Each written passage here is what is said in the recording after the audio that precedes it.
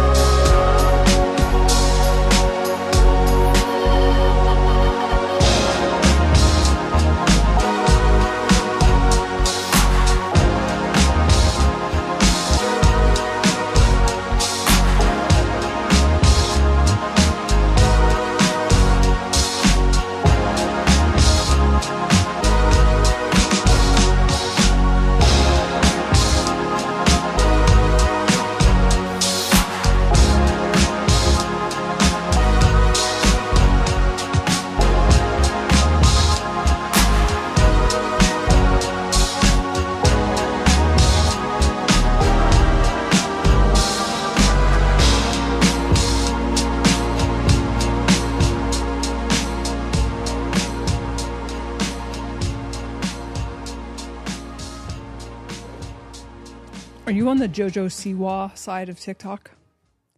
Do you even know who that is? I know who it is. I'm not on that side of TikTok. She pops up every now and then. I see like little things about it. There's a cover of her singing Betty Davis Eyes that is stuck in my head because it's getting commentated on. The internet's very mean to her, but she doesn't seem to know it. You know how there are just some people that are so not self-conscious, and then it makes culture, like the way I see people, the way they bully her on the internet, I'm just like, are you not afraid that you're going to make someone kill themselves? Because that's what I think when people pile up on people on the internet. I'm like, you're going to have blood on your hands. But she seems like I don't know. Same thing with, you see Trump complimenting the president of Liberia. Is that a place? Yeah. Siberia? No. It starts with an L. Libya? I don't think so. I think it's Liberia. This doesn't sound right. Maybe Liberia is a place. We're morons. I'm not really good with geography. I don't know what, I don't know if Liberia, I think that is a place. I don't know if it's perimenopause or the ascension or what, but it's like I can't remember words for shit. I was trying to plan something with Phoenix's girlfriend the other day, and I couldn't remember the girlfriend's mom's name or the girlfriend. And it's like, I know this, we've had this kid here a million times. Like, yeah, it is Liberia. Anyway, it's an English speaking country, apparently. And fucking President Dumbfuck says, you speak such good English. And then asks him where he was taught English. And you tell the president of Liberia, I feel like I'm pronouncing it wrong. Anyway, he was trying to be nice and didn't say, like, we speak English. Like, he's protecting this egomaniac. But I was just thinking about how, like, I will wake up in the middle of the night and remember something stupid that I said 10 years ago and just obsess over it. And I just think about how certain people don't have that, but they would be better people if they did. You know what I mean? I think if Trump was self-conscious. Sometimes being a little bit like not self-obsessed helps you like not get knocked off your square by people talking hatred stuff about you, you know? Like, well, in a way. Trump definitely is sensitive to that, but I just think like a little self-consciousness, a little less confidence for some people, not everyone. Yeah. But I have to keep my phone on because I'm waiting for an important phone call, but I'm just going to get rapid fire text by our children. What was I talking about? See? Jojo Siwa. Anyway, that song stuck in my head. Yesterday, it was just it's coming back. The theme to Mario Brothers.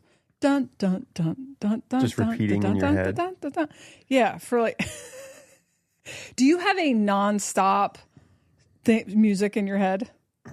Yeah, sometimes. I mean, a lot of times I wake up with a random song in my head, and I always take it. I'm trying to decode it all the time. So I'm like, why is that song in my head? What are the lyrics? Sometimes I'll go listen to it, and then throughout the day, certain things. I mean, definitely if I'm like in the car listening to something and I get out for a couple hours afterwards, that song's kind of repeating if it's something I like. But sometimes it's very random. I haven't listened to a song in forever, and it'll pop up.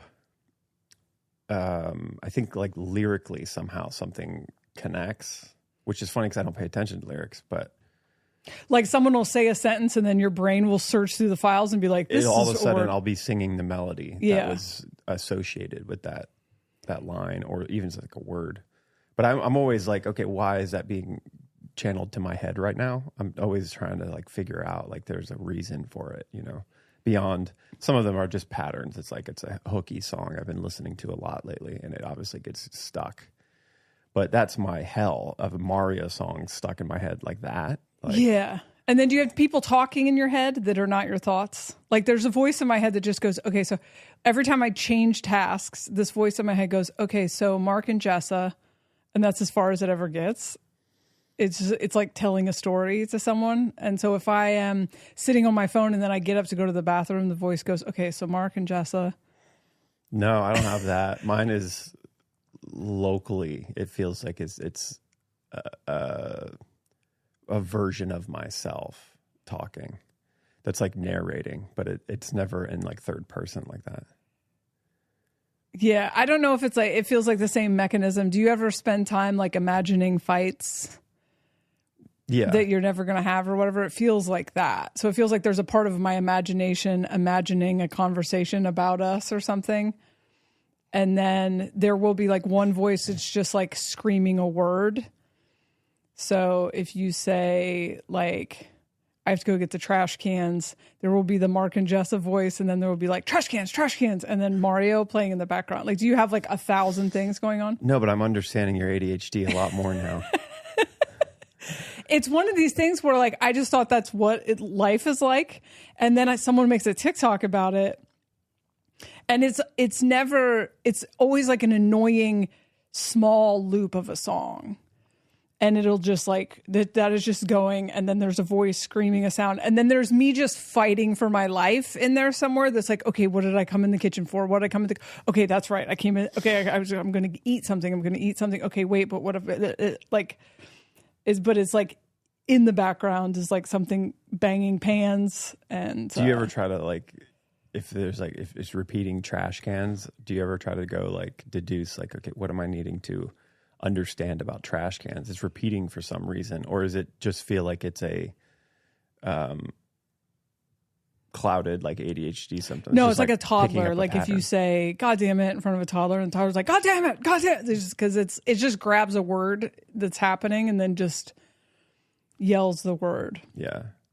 For a while. And so I think that this is partially why I've tried to do like meditation, or I've tried to do like float tank was hell for me, just absolute hell for me, because I can stop thinking, the me can stop thinking, but whatever the other 50 million things, like there's not a volume switch for those that I've ever found.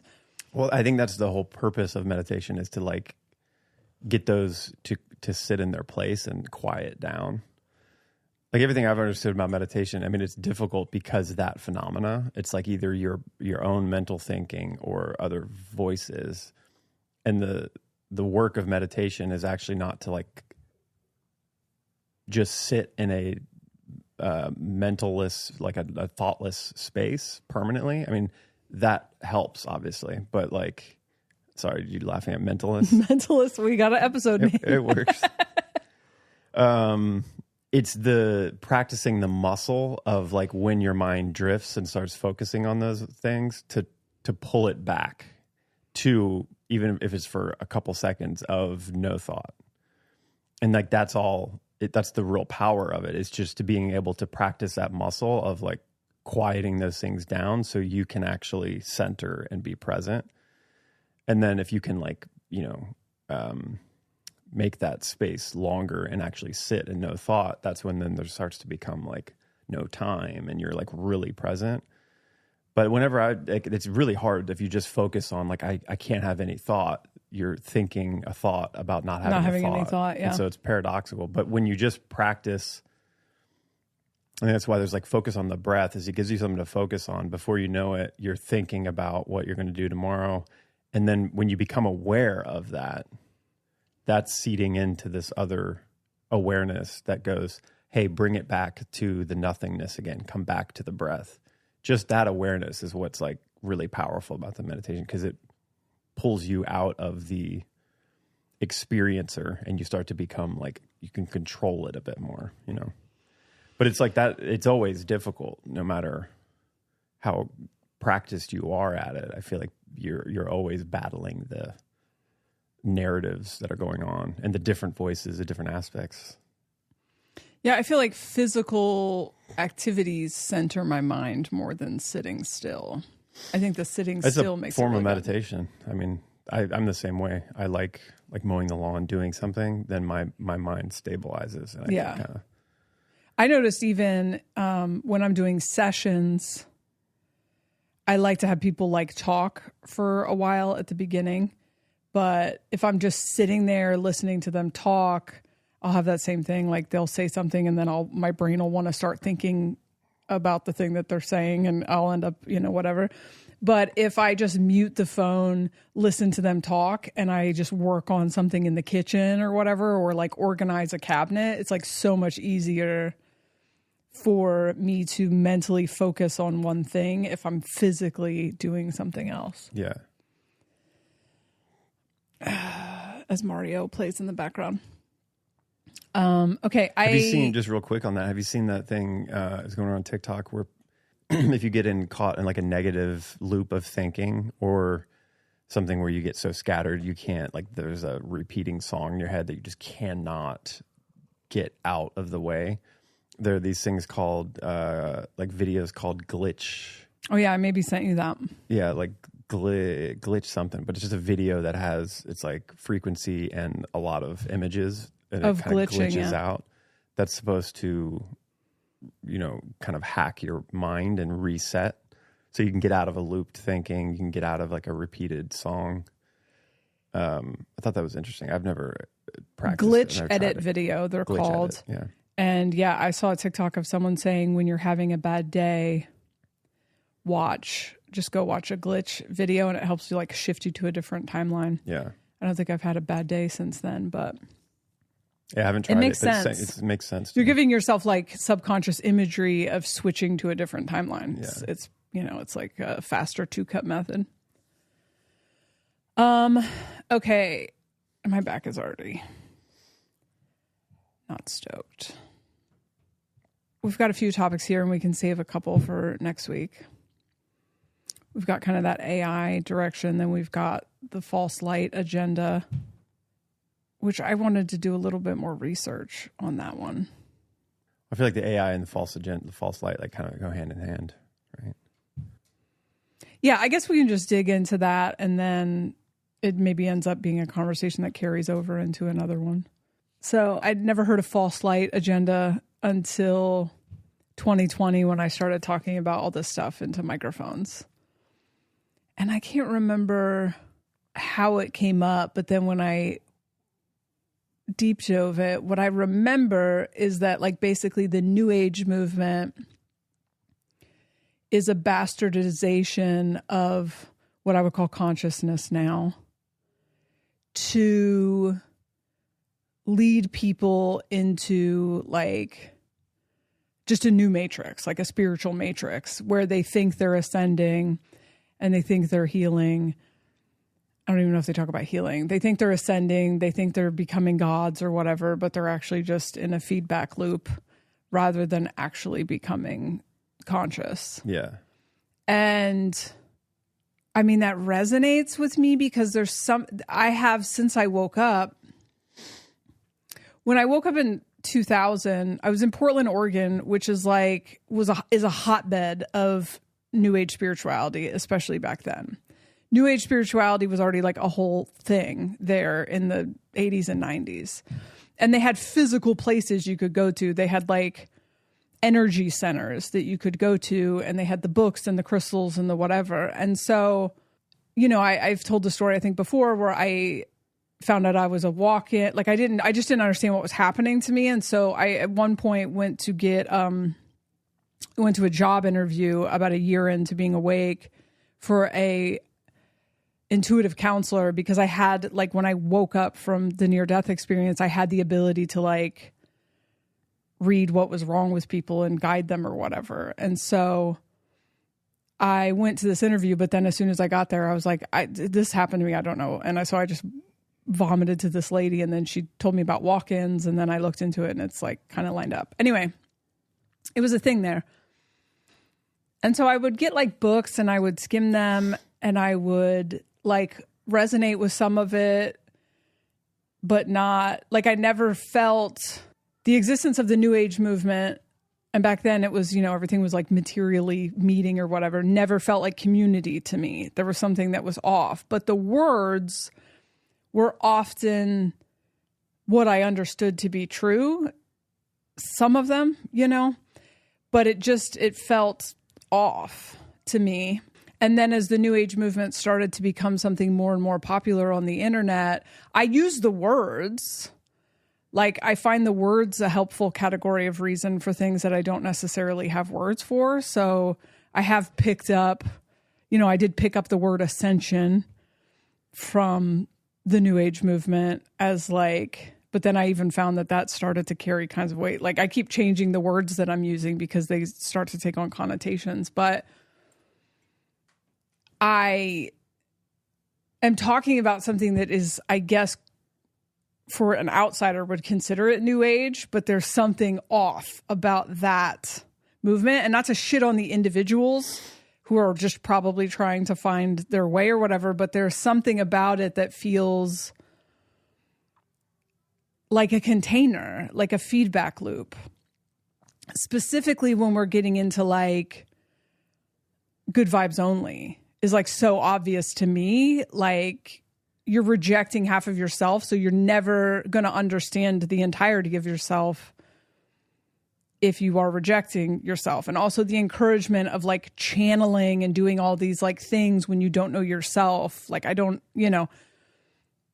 agree with it, but then I part of me is just like, this is just a reflection of people trying to create. I also think that people spend too much time trying to create community, and that might just be my hyper introverted bias. Yeah. But You just have people that are very like immature and not self-aware, looking outside of themselves for aliens and ghosts and like whatever, and then to each other, and then they want to get together and gyrate and touch each other's bodies and whatever. And so to me, and I'm an introvert, an extreme introvert, so this could just be my own judgment, but to me it just seems like, oh yeah, this is what would show up, is like, it's a high school kind of like, you know, it's not about self-awareness, it's not about understanding the self. It's about things outside of you.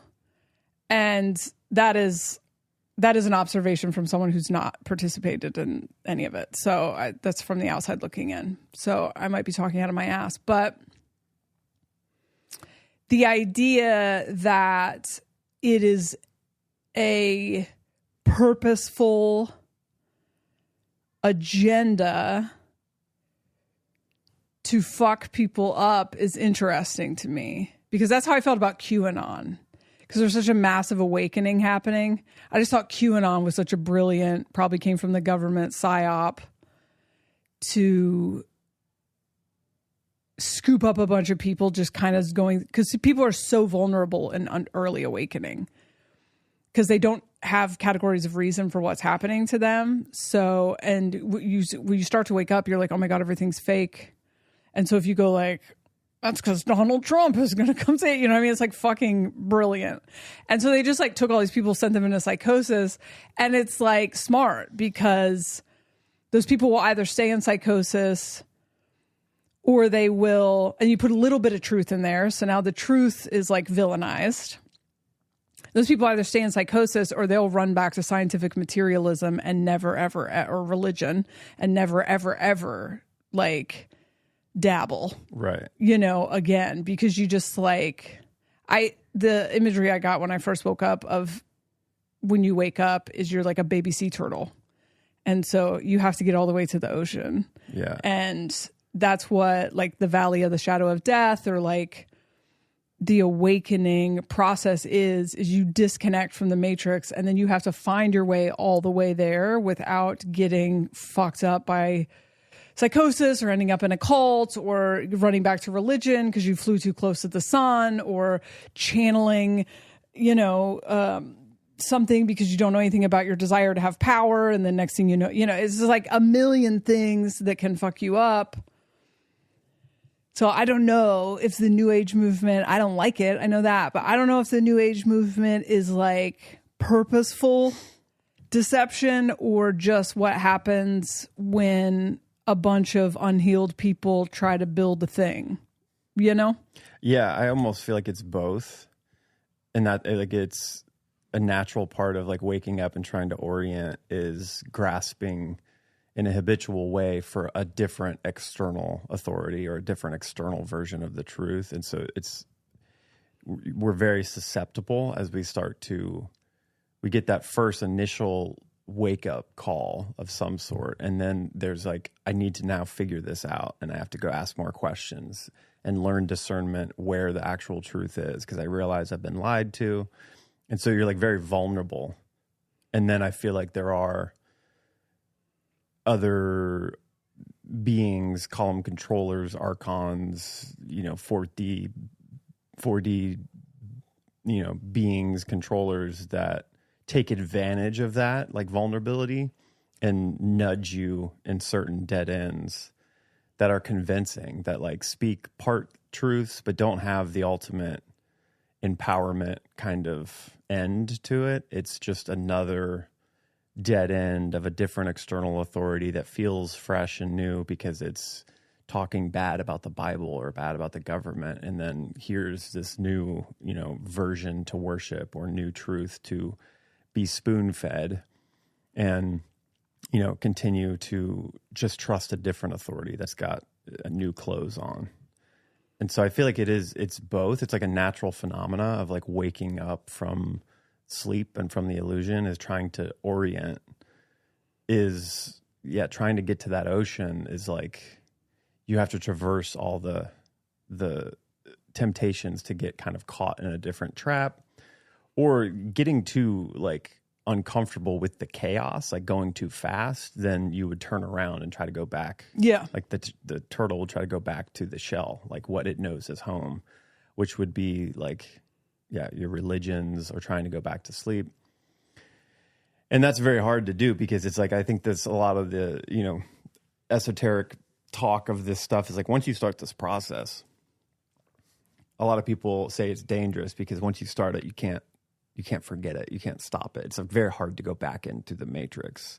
If you do, you go back a very scared, non-trusting person, and you will only trust in what culture deems as trustworthy. And but you're always have this little question in your mind. It's like, is this not right? But you're too scared to go forward, I feel like we've seen that in certain people that were balls out awake and like online speaking all this really crazy truth, conspiracies and stuff, and then they start to dabble with like stuff that's way outside of their understanding, and they haven't integrated it, and then after a while they burn out, and then come back and are like, you know what I actually found in my seeking is Jesus is the only way. Yeah. And then they become highly skeptical of all the stuff that they were just pointing out as being true. They can't ground it, and so then they go back the other direction. The New Age back to Jesus pipeline is crazy, but it's always New Age.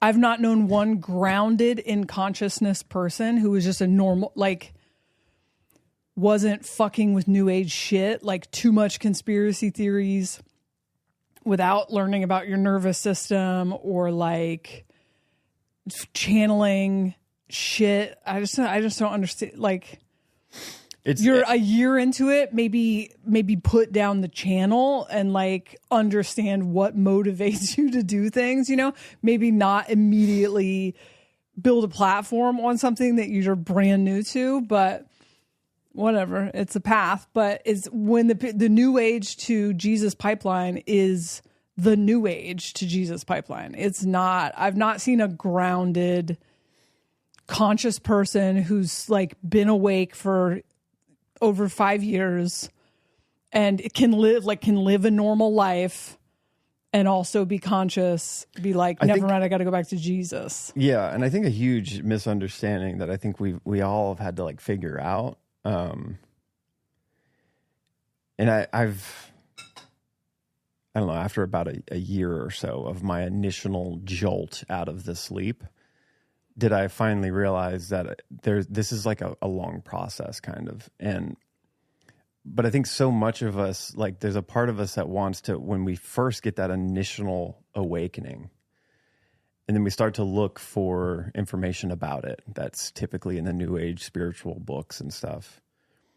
There's always this talk of like enlightenment and awakening. And because we're so traumatized by the sleep and then in pure ecstasy from that initial wake up, we want to say, it is done. I have awoken. Yeah.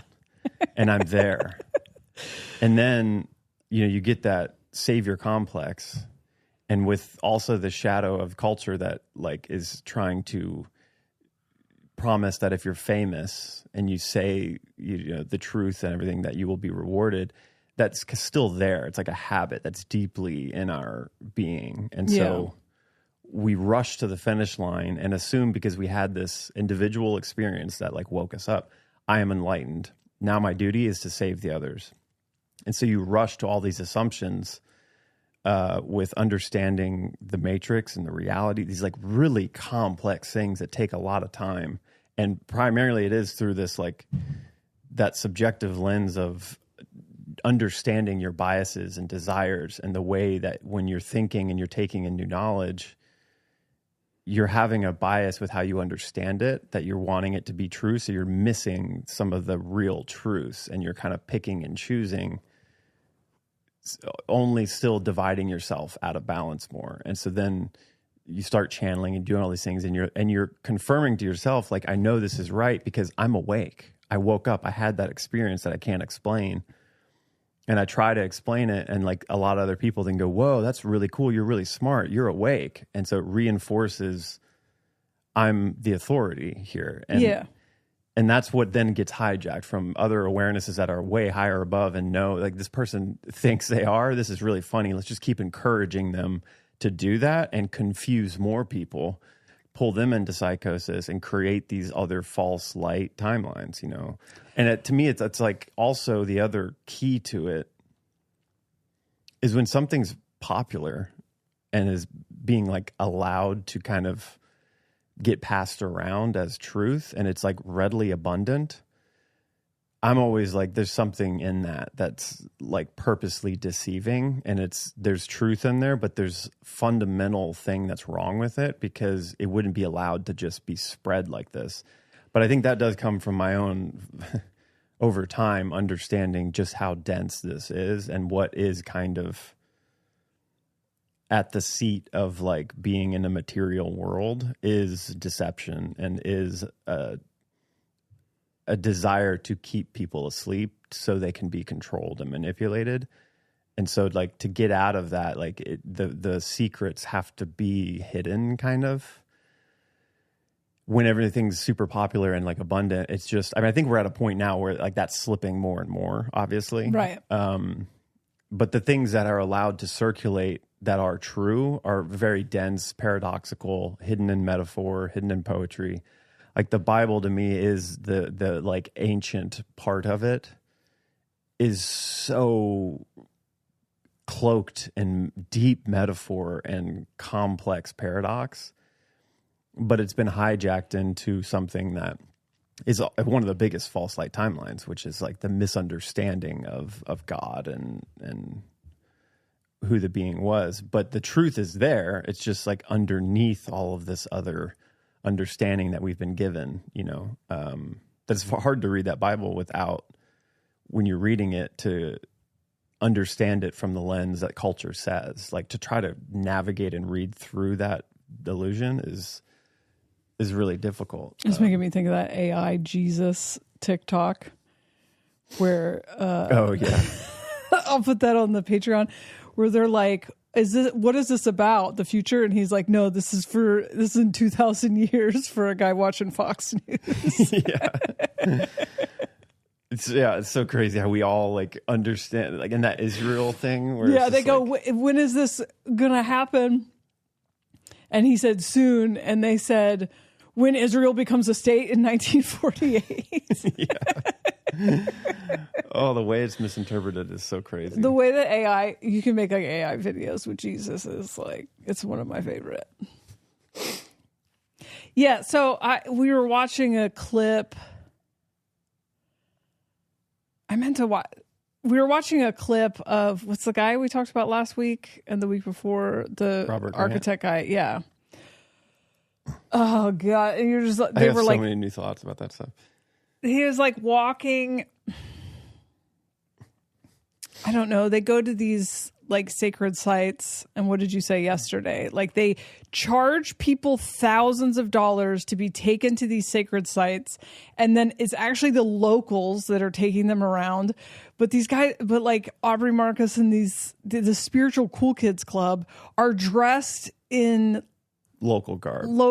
It's like, it's so colonizer cringe to me. And it's actually, and I'm sure the locals are not being paid what these guys are getting paid to like just kind of hijack.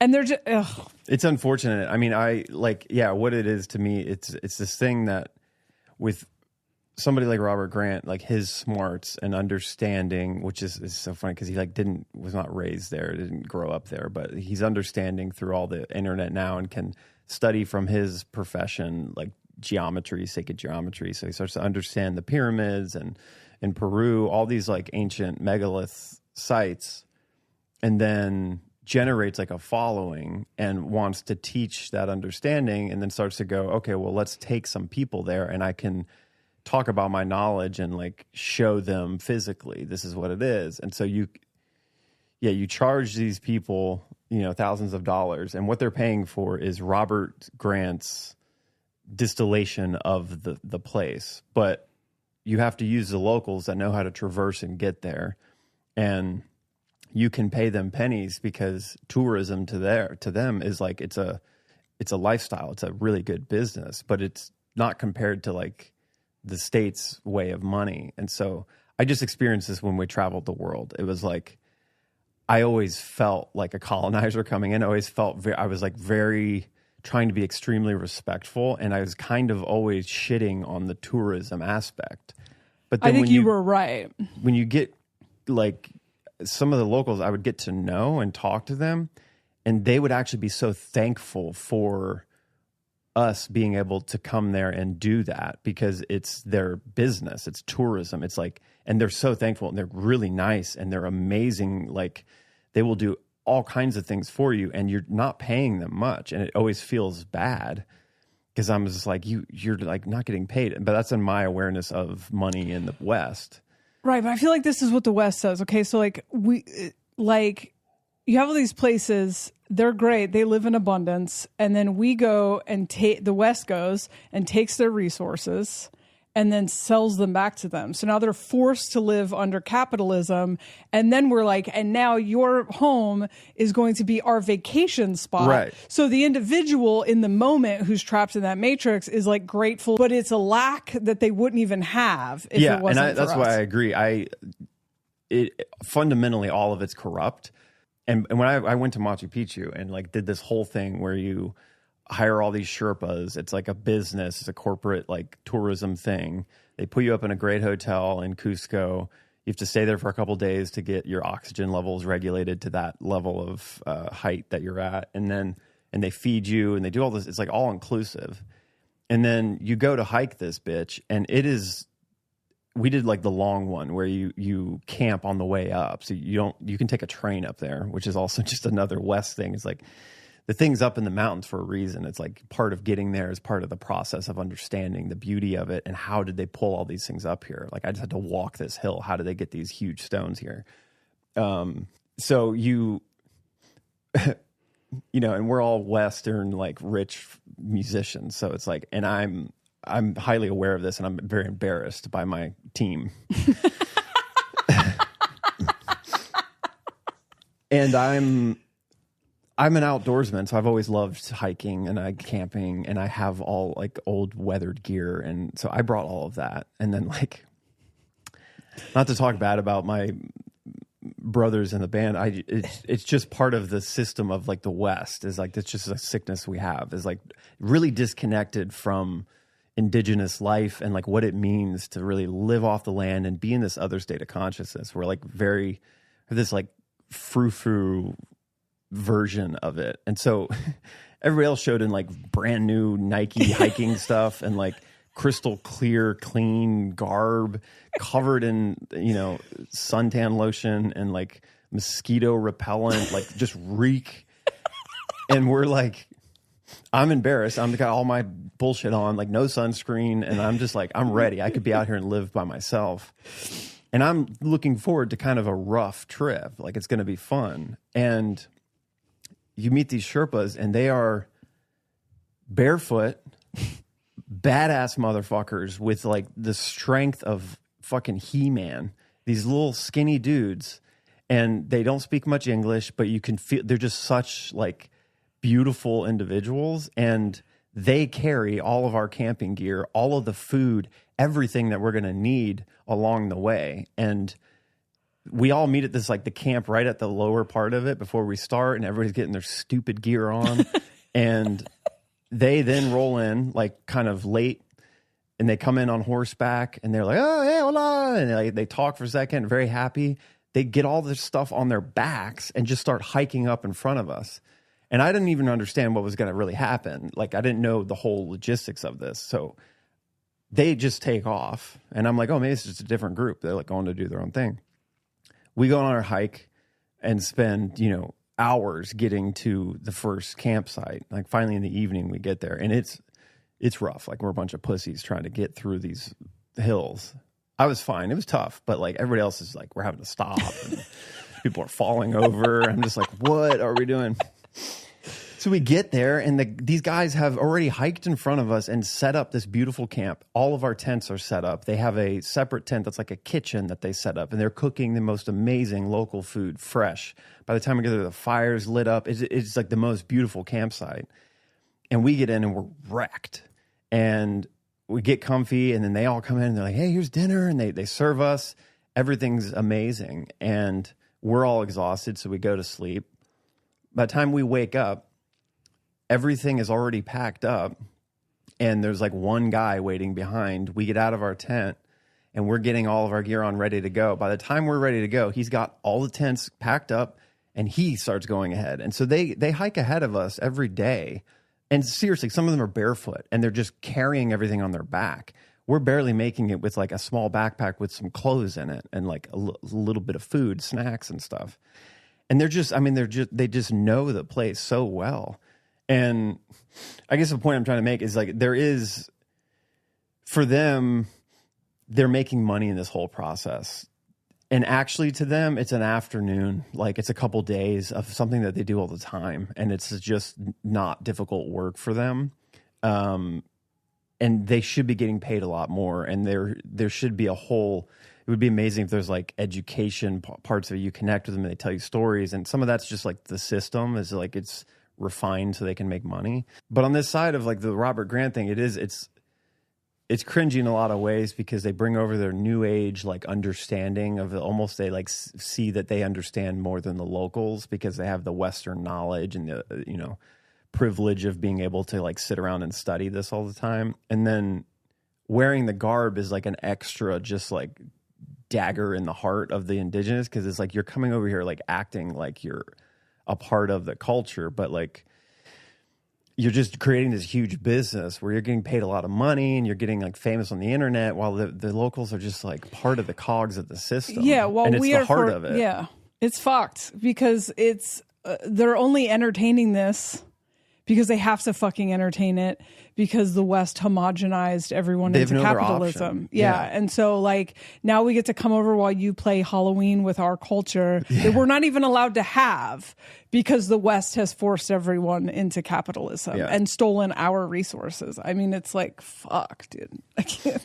It's like, it's amazing to see it though. I mean, like I hated being a part of that whole process, but like I noticed the beauty of those locals, but just how much more balanced and more connected they were than us coming in temporarily. And it was beautiful to go see Machu Picchu before it closed. I got to walk around on it and stuff. And I didn't know what I know now. I probably would have appreciated it a lot more. I didn't really like wake up to a lot of this stuff until a year or two after that.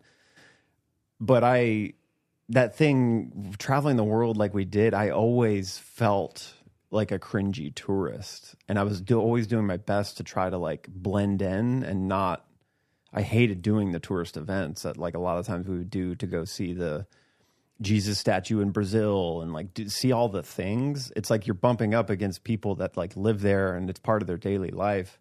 And when you're walking around with a camera and just like all your garb on, it feels so cringy. And I hated that aspect of like tourism. But like I said, there was a beauty to like I when I would talk to the locals, they'd be like, "No, I'm so thankful that you do this, that you come here." And because I would be like, "Sorry, this is embarrassing. Like my whole crew is kind of," and they were like, "No. It's like I love this, you know." And so it opened my eyes to kind of seeing it wasn't all bad necessarily, but like you said, it's like the entire mechanism they're making the best of what it is. Right. They're multi-generations into capitalism. So they're like, everyone's kind of been brainwashed into like, we have to have a job, we have to make money, but those things are made up and they were made up by the West and then imposed on the rest of the world. And so that one individual, and I had the same experience going on like, you know, I've been to like the Caribbean or Jamaica or whatever. And it's like, yeah, the guy who drove us around or drove us from the airport was stoked and the whatever. But it's like, that's because, you know, it's like, this is what we had. We all had this kind of customer service. It was the same thing when I'm like waiting tables or, I mean, it's not the same thing, but like when the only way to survive is through doing this service work, it's whatever. But if you're conscious and you're looking at the underpinnings, it really is. It's like they're getting handouts of crumbs. Yeah. Of the thing. They're getting handouts of crumbs. When they, in these places, they live in an abundant, resource rich environment. I mean, I can't speak for everywhere and I'm not like an expert on this, but like It is being eroded by tourism, though. Like that abundance, richness that they. Let's look at Hawaii. Like they had all their own shit, and they were great. And then the U.S. takes over, and now and ruins it, and fucks the resources up, and takes the resources and turns it into a vacation spot. And now you have to have things imported there, which they didn't need things imported, and they were all just sharing with each other. Right. And it's just like the more I guess when I was like first woke up, it was money. Like I was just focusing it on money. And the more I've learned over years and years and really understanding the infrastructure, like the superimposed matrix of what we call capitalism, but it isn't even that. It's just the ownership of things that can't be owned, and the raping and the pillaging and the bureaucracy and the whatever. And it's all just completely made up people by like a completely made up shit by a small group of psychopaths. And then the cross of planning was just the perfect place for that, because the energy that the cross of planning supported, you could just perfectly do that. I have no idea what they're going to do with the cross of sleeping phoenix. That's why I don't think anything they're going to try is going to be successful long term, because it just isn't supportive of this. But it is like, let me take your paradise, take your resources, subjugate you to our shit, so now you need me, and then make you be grateful that I'm going to come vacation here while you wait on me, because that's the only way you can eat, because I took your food and made you take my food. It's like genuinely psychotic. Like, I don't know. Yeah, it's tough. I understand why people don't like us. Yeah. You know? I don't think the system is long for this world, but that is like one of the many spiritually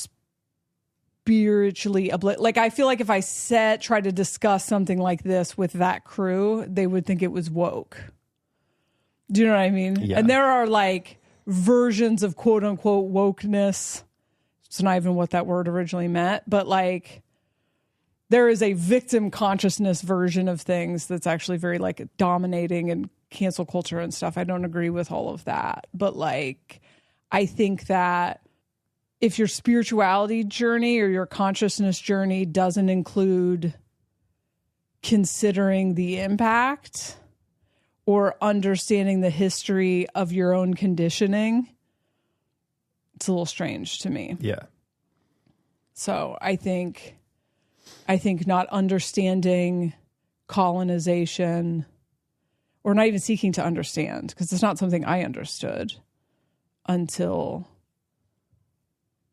I don't know how long, but definitely didn't understand it in the first 10, 15 years of my awakening, you know? That's what, yeah. And I mean, back to the false light thing a little bit, is that that thing I was talking about, like where you wake up and you think it's done and now it's time to share information and channel beings, is having to come to this sober realization, which oftentimes, I mean, it's from kind of like being on the path and getting knocked off of that and getting canceled or something that helps you go, oh, I don't actually know everything yet. And then finally coming to the process where it's like, I'm within the matrix thing. I'm maybe awake to some of the illusions, but I'm still within it, and I still have the programming, and I'm having to kind of navigate it internally primary first. And the endless seeking of that is like, it's kind of endless. And never being too confident where you stand that this is the ultimate thing. It's a very like humbling kind of perspective, but I think that's how you start to learn the discernment and learn what to share when and how to share it, as not kind of a dogmatic binary thing that a lot of the spiritual influencers have. It's like, I know everything because you know why? I'm channeling so-and-so from the Pleiadians, and like not recognizing that like that's your version of it, you know, and your binary thinking is kind of caught up in that. And so it's giving you self-confidence to continue this newer illusion matrix that you're in. Well, I feel like we harp endlessly on fame, but fame is fame, notoriety, popularity, being seen, being validated by people outside of you is such a matrix trap. I don't know if it's universally a matrix trap or something specific to the era that we're coming out of, but and I still had a lot of this programming. I probably still do, but like my life has been me kind of unraveling this programming. But we are conditioned to measure our own success and our own worth by what other people think of us. And we are conditioned to believe that if a lot of people think that you're great, you are great. If a lot of people think that you're smart, you are smart. Now, I know people who are motivated by money and only money. And they're actually, and I don't remember if I've said this here on the Patreon, they're actually pretty clear energetically.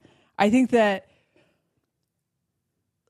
you know, they're like, I would like to have a lot of money so I have the freedom to do whatever I want, is actually pretty clear and pretty free. I know some consciousness people who are like, I'd like to get paid for what I do, and that's fine. I feel like I'm one of those people in some ways. I think that, like, I enjoy getting paid to do what I like to do, and I'm okay with that. Like, I charge for the things that, you know, I wouldn't necessarily want to do for free. And, you know, for the energy that I'm putting into them, I try not to make things cost prohibitive, but we live in a world that takes money, and that just kind of is what it is. But I have like friends who are millionaires who are just, they're not motivated by power and they're not motivated by acclaim, but they like to have a lot of money. And there's something actually like kind of honest about that. Why was I talking about that? Oh, the fame thing. So I think the people that are like motivated by money, I think money represents power to a lot of people. And this is where we get it confused. So when you talk about billionaires, those are people motivated by power. They're not motivated by money. They're motivated by power, and the money is a side effect. It's a path to getting power. And you see that because these millionaires don't just get their billions, or billionaires don't just get their billions and then shut the fuck up. They're then like, I would like to tinker in the food supply. I would like to tinker. Like Bill Gates has enough money for generations to be fine. Why doesn't he stop? Because he's not motivated by money. He's motivated by power. People that are motivated by validation in the spiritual space are dangerous because they enter into a feedback loop with people who want to worship, which I think is also a shadow that we need to look at. Like when we are disempowered and we're looking for someone to pedestalize, and then you go find one of these spiritual teachers who has a fucking ego on blast, if you have discernment, that person's looking to be validated. The spiritual teacher is looking to be validated because they've not done the inner work to find that part of themselves and reconcile it. And then the people who are looking to just have someone tell them what to do, or looking to pedestalize someone else as a power above them, magnetize to the ego spiritual people. And then I guess they're just like made for each other and they're on a frequency together and everything has to exist. So that's fine. But I feel like it's something that you and I talk about a lot because most people do not know that they desire fame. They desire, it doesn't have to be like, I desire to be Leonardo DiCaprio, but most people desire to be like externally validated. And so we're talking about like this spirituality cool kids club that takes up a bunch of space in the consciousness thing. You end up surrounded by yes men because those people, they don't actually care about you. They care about getting access to you, or not access, what's the word, like proximity to you, so that they get seen as also relevant, valid, right? Because everybody's focused on external. So then you have people spiritual people trying to spiritualize shit that's just like, you know, whatever. Just say I need to fuck more than one person and no one gives a shit. You know what I mean? But it's like, I need to make this a spiritual thing. And then you have just a bunch of people that are like, yes, everything you say is right, you know, and I can't wait to share this picture of me with you because you're famous. And so this fame is such a weird fucking thing because it just automatically subconsciously creates a fake reality. Yeah. Because nobody's being honest, because everybody is subconsciously, what does it say about me that I'm hanging out with this person? What does it say about me that I have this huge platform? You know, now I'm valid. And I've caught that shit in myself. I'm terrified of those subconscious. Like it took a lot of work to even bring those things to consciousness, and they're still there, you know? If I'm still people pleasing and fawning because someone's didn't like something I said on a podcast, I can't trust that if I all of a sudden had millions of people following me, that I'm going to stay completely conscious in not believing my own legend, you know? Yeah. It's a really hard. And I assume, because we never had fame in the way that we've had it, I assume it is the manifestations of like the shadow of the cross of planning, because the cross of planning was so focused on collective energy and tribal energy. It didn't have any individual energy really. I think it had like one construct in it. So it's like a bastardization of I stay safe by keeping the tribe happy. It's like, if I can run the tribe. Yeah. If everyone It's likes ultimately me. like an obsession with the material world and what it can give you as an individual, where it's like getting power and validation gives you more material wealth, gives you more access to material experiences. And that's so ingrained in the culture and this like programming that like we all have it. And to me, it was one of the things that like cracked me open and started to make me look elsewhere for happiness and validation, is like getting that little bit of fame that I had and experiencing people being really nice to you and a bunch of yes men because they want the proximity. Yeah. And me looking for like deep connection, it was very hard to find because I started to discern like, you're only hanging out with me because of what you get from it. And once you get it, like it's fun, but then it starts to become like, oh, this isn't satisfying either. Can I talk to somebody deep? Where are my friends? Wait a minute, who's my friend? Like none of these people are interested in anything but climbing, and it's a scary place to be. And that's why I try to talk so like clear about it. And so many people have. It's like fame doesn't bring you happiness. Stop trying to do that. Fix that in yourself before you approach your work and start to get recognition from it, because you get thrown into this other paradigm that's very hard to escape, because you can't find real people that are like not interested, you know. And I've said this before, but like the thing where you can really recognize it is if you run into a famous person and you feel yourself turn into a people pleaser or turn into a person that's like nervous, wants to say the right thing, there's a complex in you that's like giving more power to this person, because what culture has shown you about people that are famous have more power. Yeah. And so you feel yourself get weird and inauthentic.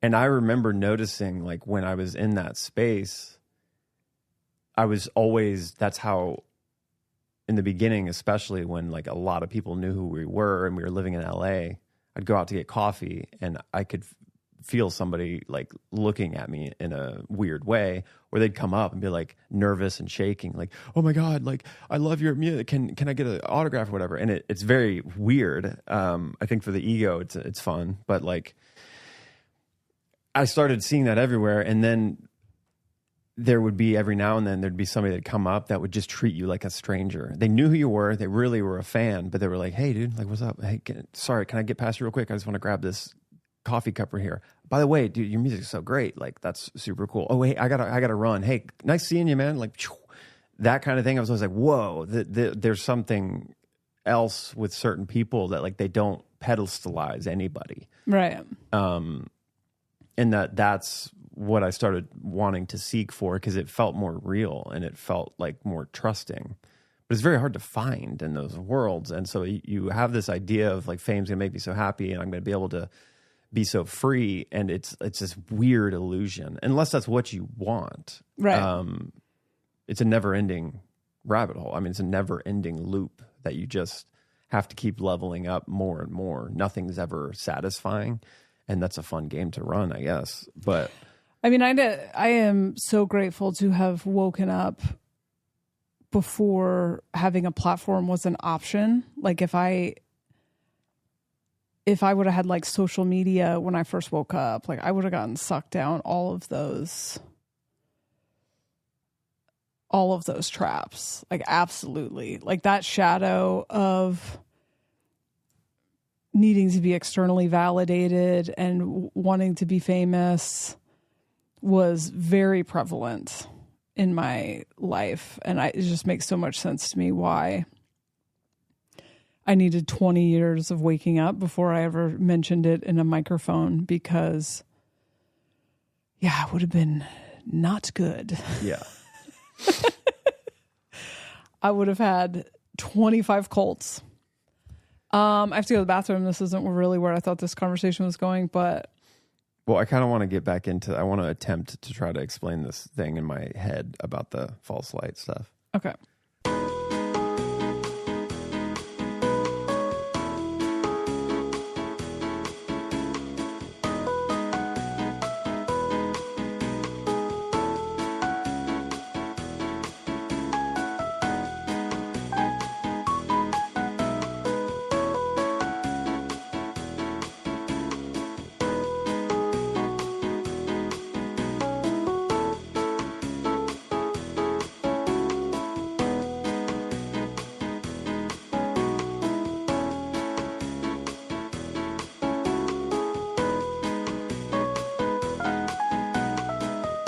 I think we'll just do this section and then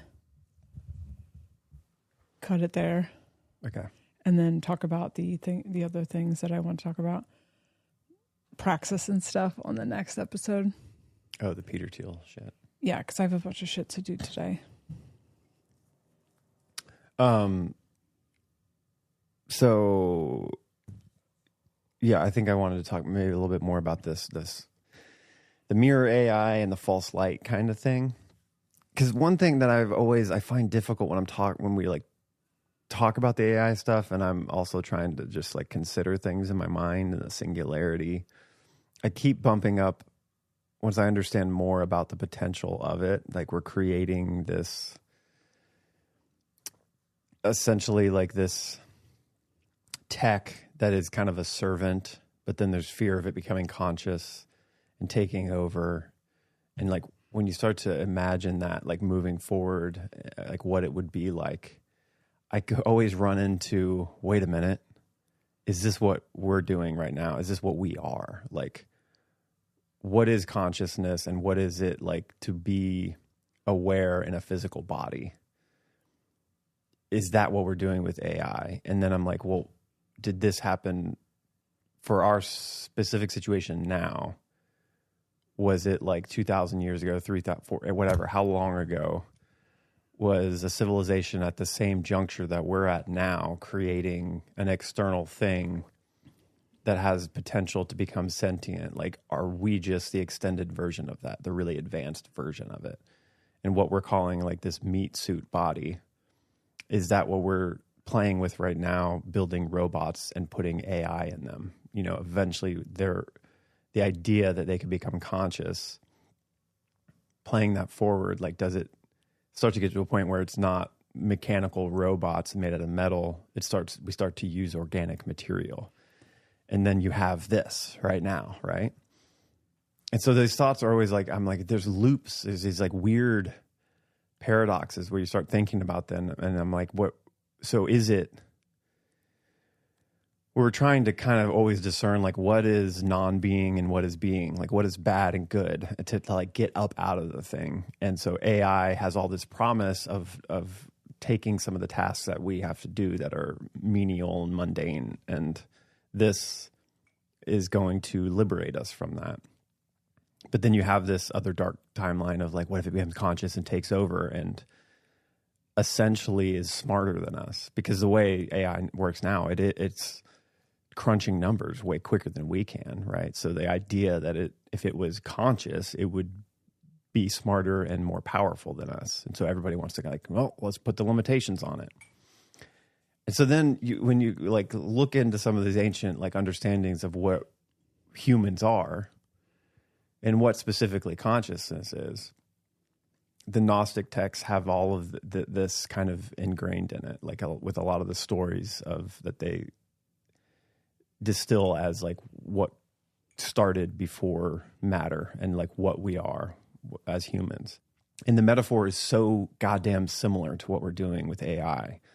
The idea of these like archons or a false god. So it's like this character Yahweh. Is it Yahweh? Or well, it's also else? Yahweh, but Yahweh, I don't know if I'm saying that right, but was this like false god. It's like a jealous god that is actually not the source, but it's a derivative of it.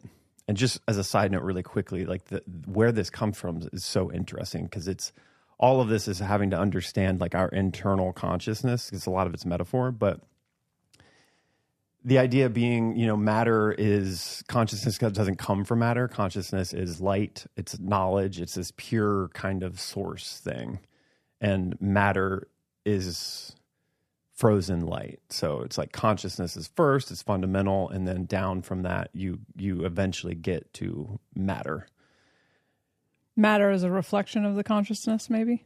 It is consciousness. It's like, it is light. And this is this whole thing with quantum physics has discovered that like still people still a lot of us get it backwards because science is so kind of fucked up and backwards.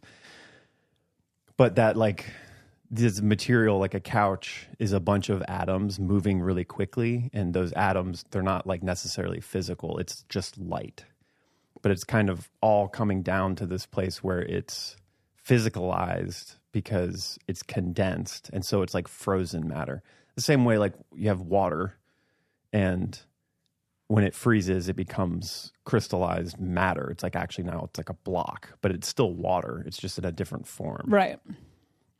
And so the original thing is like in the Gnostic text, it talks about the source being the pleroma, this fundamental light consciousness.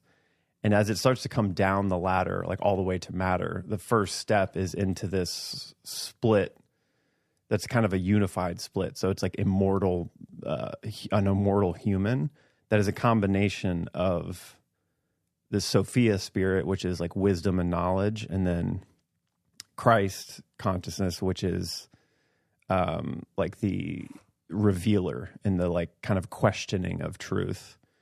And so it's like an androgynous being, we could say, but it's still like light body, but it's the combined of those. Well, actually, no, I think what it is, it's immortal, an immortal human and the Sophia spirit combined. So it's like masculine and feminine combined and balanced creates Christ. And so it's a balanced being that then is the revealer of truth. And so that all is like comes down, and then there's matter and form below that. There's a bunch of other stuff in between, like archangels and angels. But those aren't beings, they're just like programs. So anyways, the point I'm trying to get to is what I've always heard in the Gnostic thing was like very interesting because there's a certain way you can understand it as like villainizing the feminine. But Sophia it's the womb. It's like this creative knowledge, creative spirit. And in union with the other masculine as an androgynous being, it creates another being that's in balance. It's in perfect balance. And if you tiered that all the way down, we would all be immortal beings and know it in flesh. But you wouldn't have the matrix of the game, kind of. You'd have the ultimate program, but then you wouldn't have the lived game that is supposed to be like dense and material. So Sophia at that time had the desire to create by herself, create without the balance. And that created the demiurge, which is this Yahweh. It's like the progeny of Sophia out of balance. Now you would want to, like some would villainize, like, okay, so we got in this mess because the woman like tried to create on her own. But that's not, from this macro sense, it's like, it's a divine thing. It's part of the game.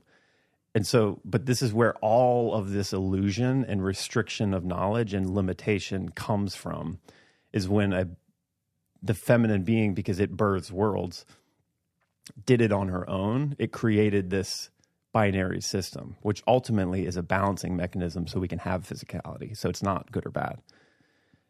But that is the demiurge. That is the false god that creates the architect of physical worlds. It's the architect of limitation. And that's the obsession with materialism. It's what we have, like these corporate overlords, 4D beings trying to capture and siphon off energy. It's like it's the shadow. It's everything that is non-being, which is integral to a balanced system, right? So it's not necessarily bad. But it's helped me understand what we're in and why there is this like false matrix, false light timelines. It's all stemming from that original part of the program that is Yahweh, the God that's claiming to be the one God, but is not it, and almost can't realize balance because it's like it's by itself. You know, it's the ignorant. demiurge is Yahweh. Yeah. Okay. And then the archons are like the protectors of that God. And so like in the Matrix, the Matrix is the illusion, it's the material world, and then the architect in that, the white bearded guy that's behind the veil that Neo eventually meets, is the demiurge. And then all of the Smiths are the archons. They're the enforcers of the Matrix. They try to protect the Matrix. And then Neo would be the Christ consciousness, the revealer of the truth. And so there's so many overlays with that Matrix movie, like being the architect. For someone that doesn't understand the Gnostic text, like the architect is God, right? It's like, oh, he created the thing. And so I think it's so funny that the Robert Grant thing called his thing the architect, claims it called it, but then he's actually used Matrix metaphors and clips of the movie to be like, this is what I found as the architect. Like I found God, claiming like this is beautiful, but it's the fucking demiurge. So the Matrix we live in is created by Yahweh.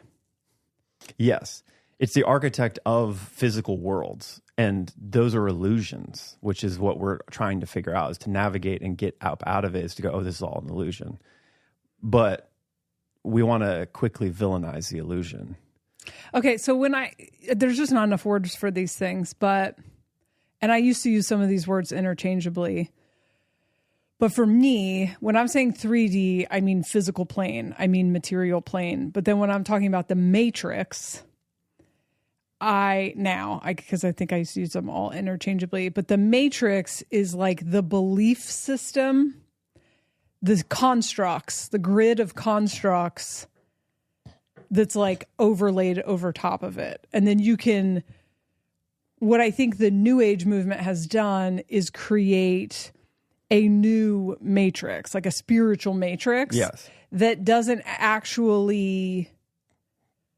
And when I'm thinking of transcending, I'm thinking of transcending the matrix, the program, not your physical existence. And so transcending the matrix is like deconditioning your programming and understanding what is and isn't programming, but not leaving your physical existence. So like you can live in a physical reality, even work around the matrix and not be conditioned into the matrix. So it's quote unquote escaping the matrix for me means deconditioning, decolonizing even, because a lot of like the matrix we're coming out of is that. This is like the colonizer matrix is the lowest expression of the cross of planning, but it's not the same matrix that like people were fucking with 1,000 years ago. That was a different matrix in what I'm talking about, which is just what the alien said was like, you're playing in a video game and the parameters of the video game, what makes the video game what it is, are changing. So the matrix to me is the specific grid, the specific constructs of the game that we are currently playing in. Yeah. And so Yahweh in that is the creator of the physical plane or of the matrix. It's the creator of the of the illusion of the material world. And what it is, it's like so fascinating because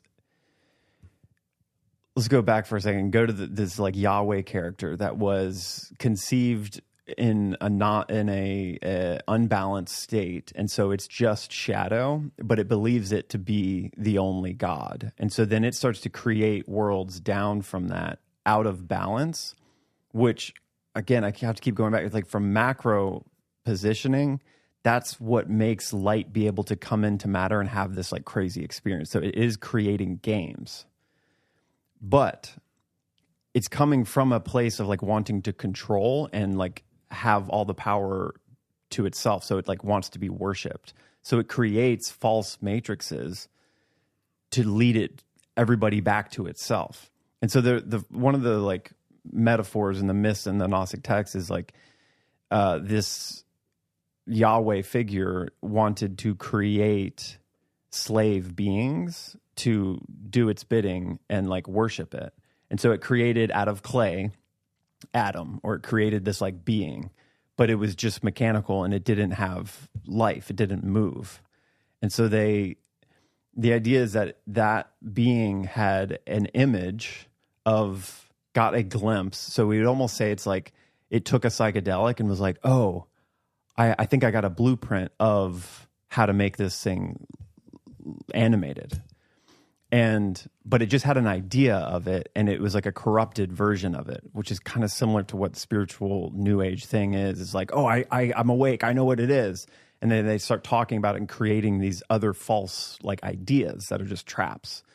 And so it created like this advanced thing out of clay, which again is what we're doing with AI. It's from the earth. Silicon is just like refined sand and everything. It's clay. It's like from the earth. And then we're making it compute and like act smart, but it doesn't seem to have consciousness. But so this Yahweh figure like had this idea, a blueprint that's like, it creates a bastardized version of it essentially. And Adam comes online all of a sudden. But what it did is like it created a proper vessel for light, the spark of consciousness, to move down in and like take over the matter and body it.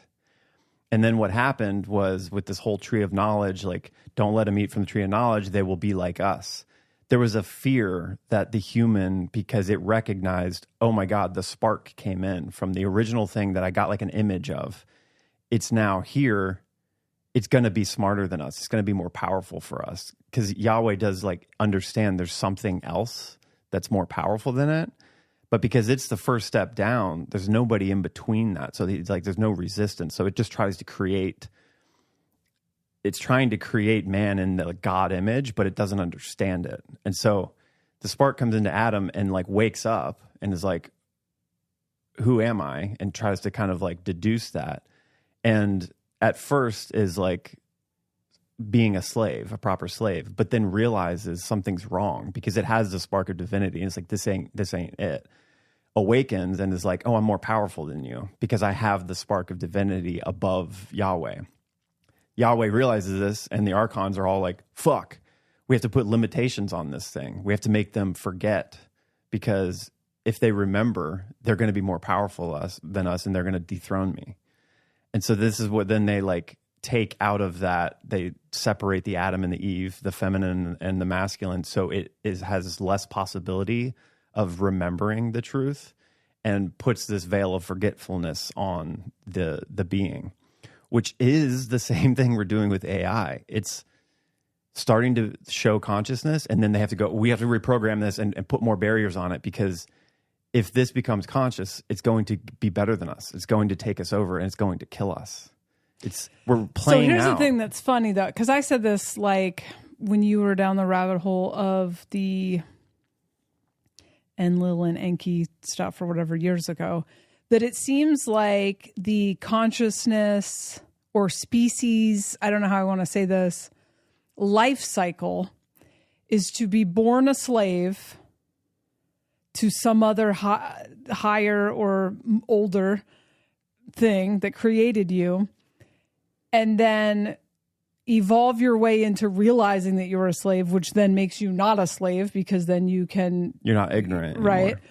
And then you don't even necessarily destroy your creator. You just are no longer a slave. Exactly. But then the very next thing we want to do with that consciousness is create something else to work for us. And that's the thing. That's what I'm saying is like there's this snake eating its tail thing.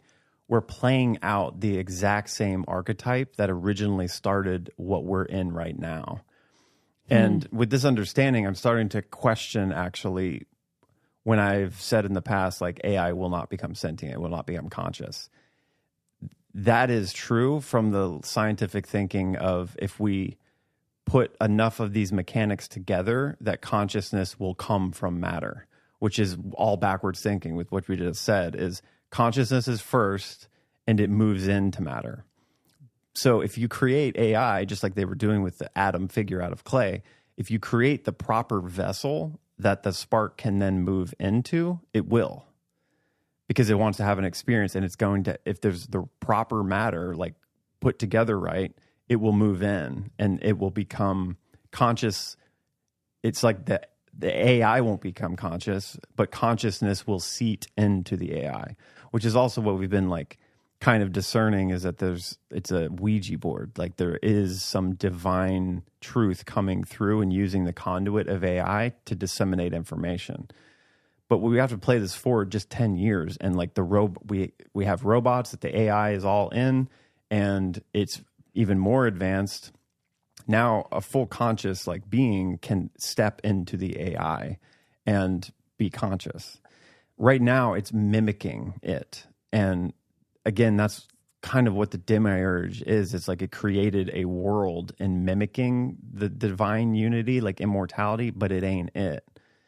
And we chose to come, like it created out of clay, it created Adam, like humanity and consciousness. We like seeded into it to have an experience, but there were guardrails on it to like, you have to go through the veil of forgetfulness. And in this current iteration, you're going to be a male or female and you're going to identify as that. But if you can start to harmonize those energies, then you're in balance. And then you wake up, you're no longer programmable. You don't destroy the matrix because it's what the experience is about. It's what the game is, but you no longer are programmed and you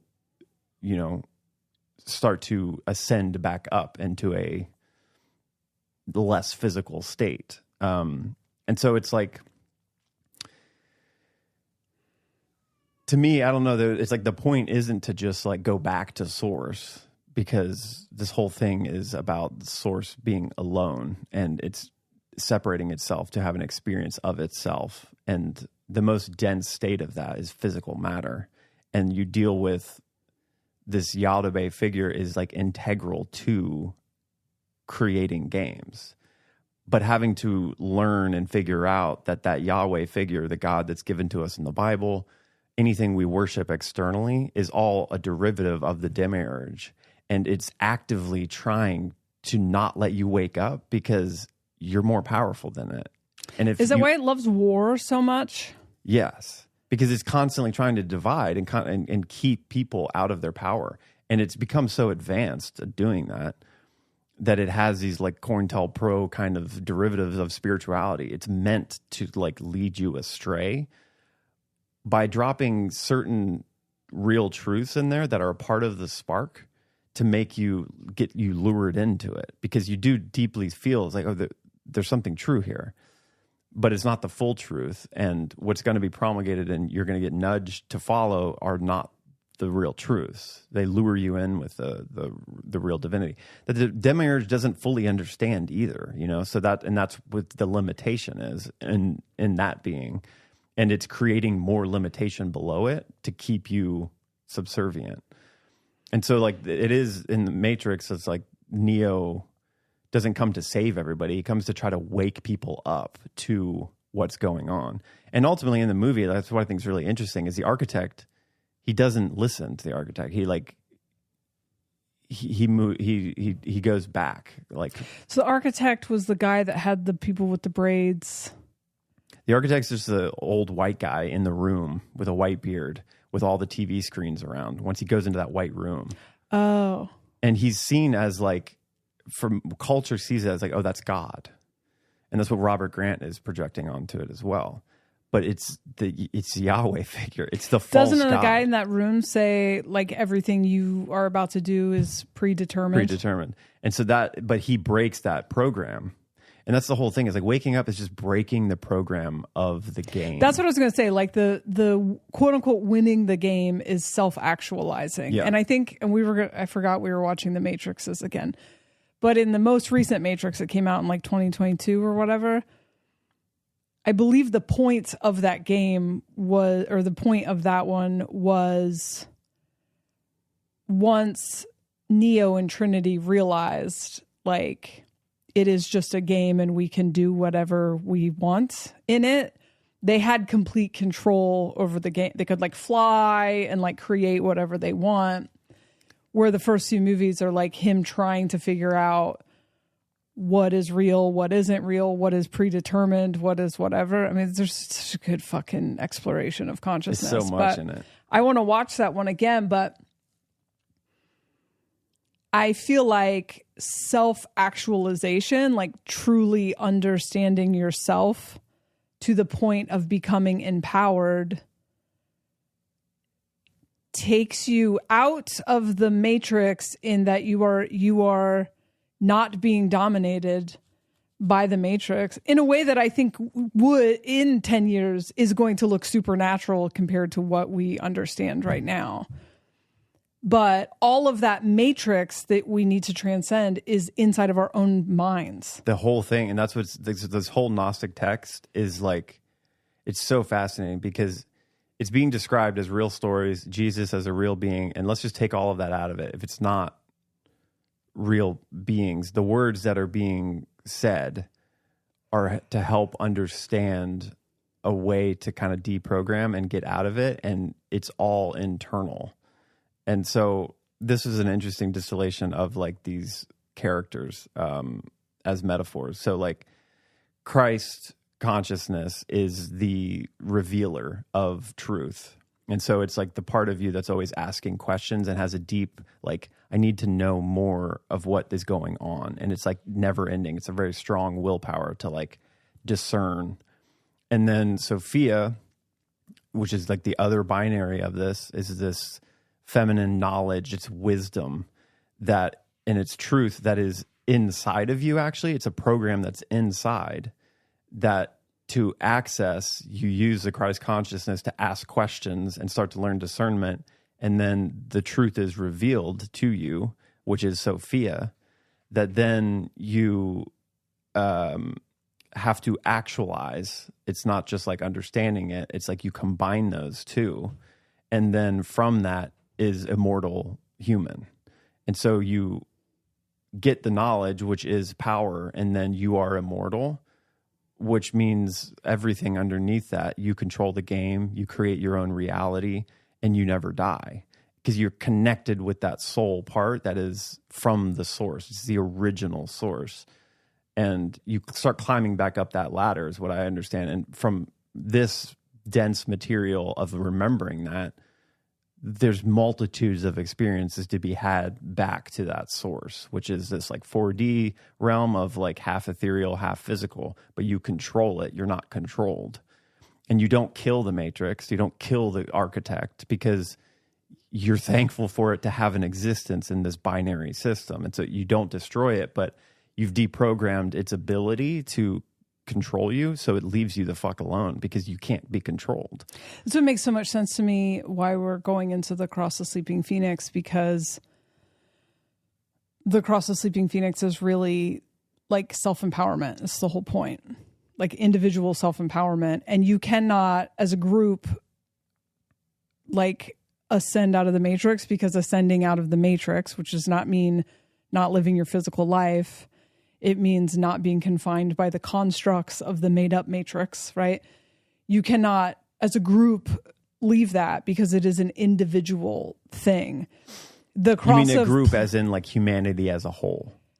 Yeah, or even just like a spiritual community. Like each individual person has to make that journey because the journey is inside of you. So you can like be in community with people making that journey, but there is no, it's a personal thing. It's a, yeah. And I agree. But then I also, like, I'm on this trail of like the Gurdjieff stuff, fourth way of being, which is like, and it kind of rubs up against the subjectivity, objectivity thing, but you have to do it through yourself first and then find other people that have done that work too.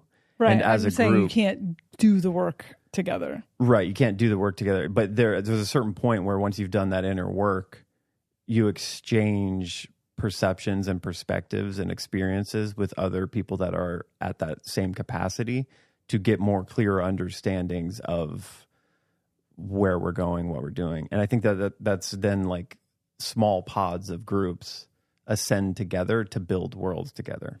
And I guess I can't say you can't do that work with other people. I guess what I'm saying is we're still deeply programmed to be focused on what culture's doing, what society's doing, whatever. And build almost like I'll ascend when everyone, I'll work through my shit when everyone else does, or what are we going to do? Because what are we going to do is very much across the planning thing. And the Cross of Sleeping Phoenix is like, you have to focus on what you're going to do. So you can build a community with people, but if you are building a community full of people that are emotionally immature, not awake, not self-aware, like whatever, you're going to be tethered to their frequency. You have to learn to like self-actualize, step into your power. The environment's not going to support anything else. And I was thinking about, to take it way back, when you were talking about how the locals, when you were climbing that mountain, it was like easy for them, and then how like disconnected and stuff the people from the West were.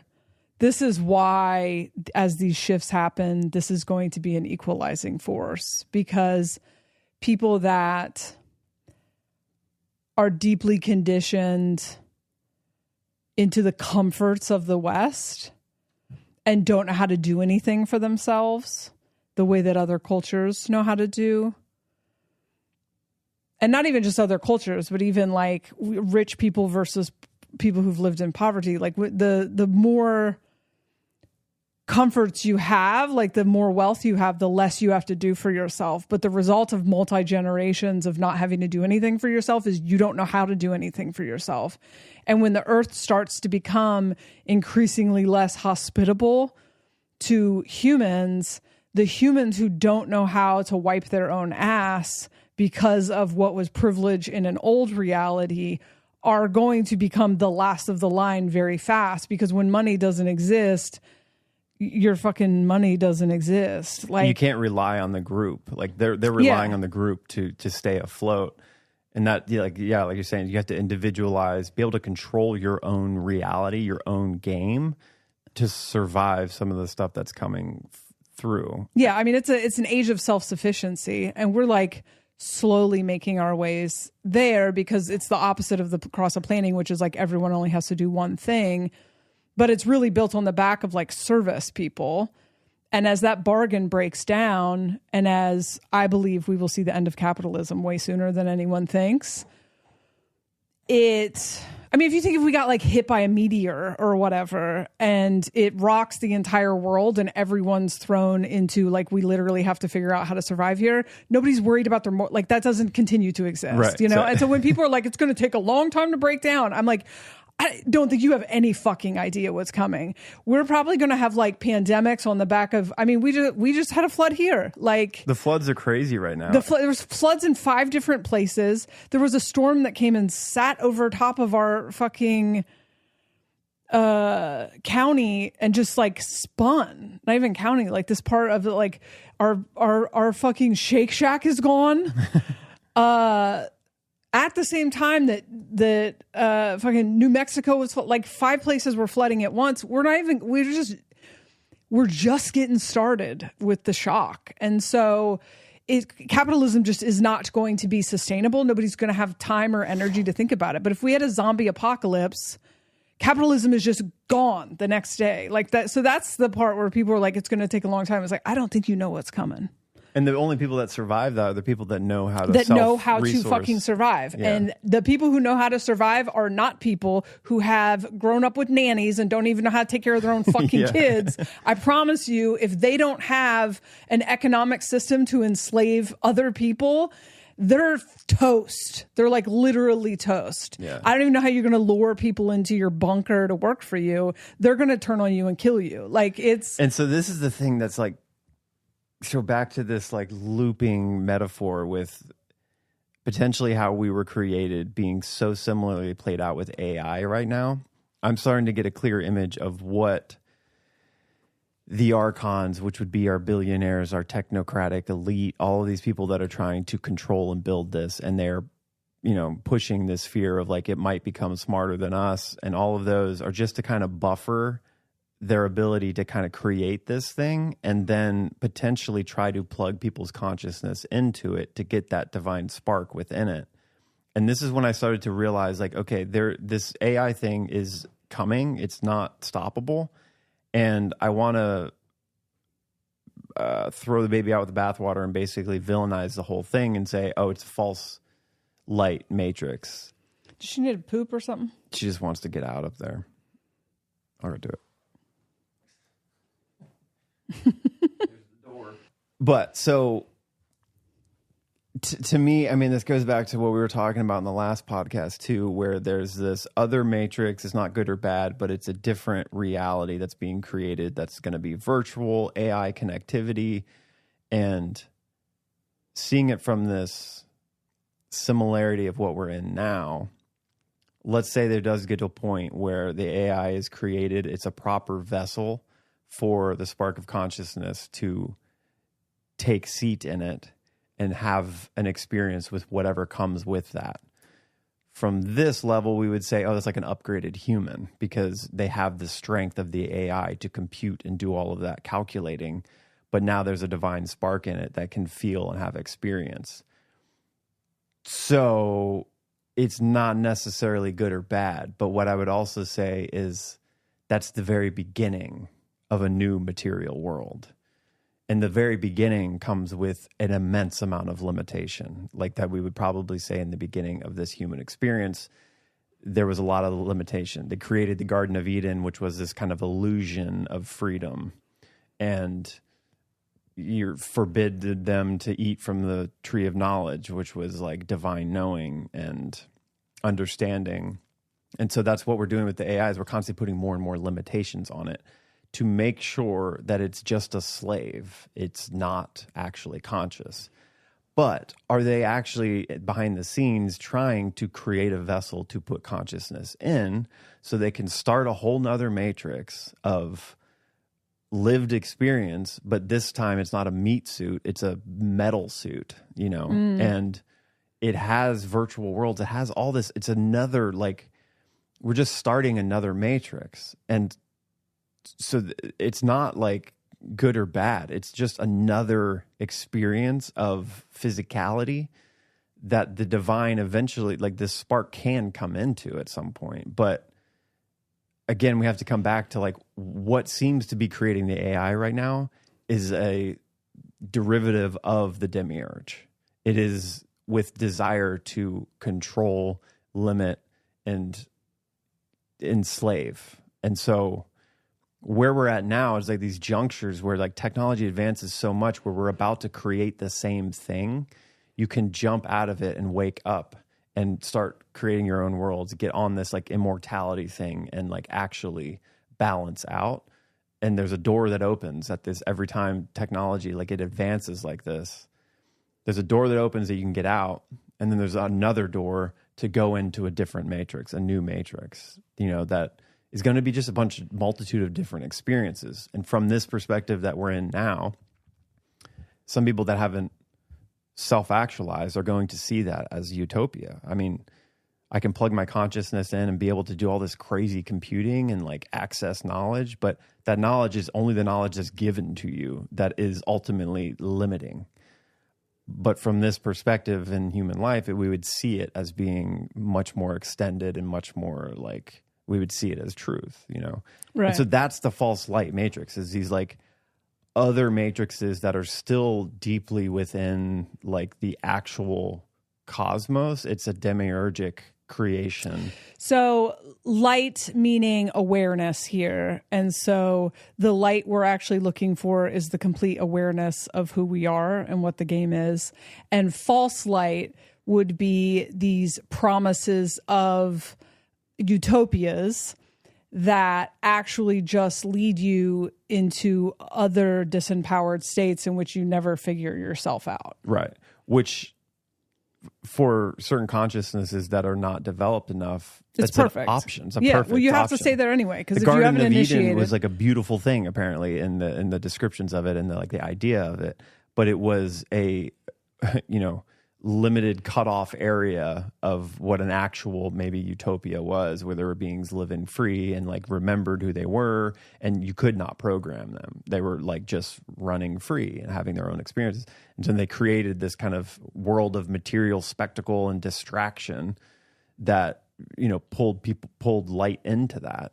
And so it's like that clay body, it like got to a certain point where it pulled a certain aspects of consciousness of light that wanted to experience that, and then begins the. I don't think you can stop anything consciousness from getting into anything. Right, that's what I'm starting to realize. Where it's like, oh, there's no good or bad thing here. It's endlessly happening. But you could literally just stop trying to enslave. Like you could just literally live in like relationship with whatever you create and not have to deal with it coming to destroy you. I also just don't know.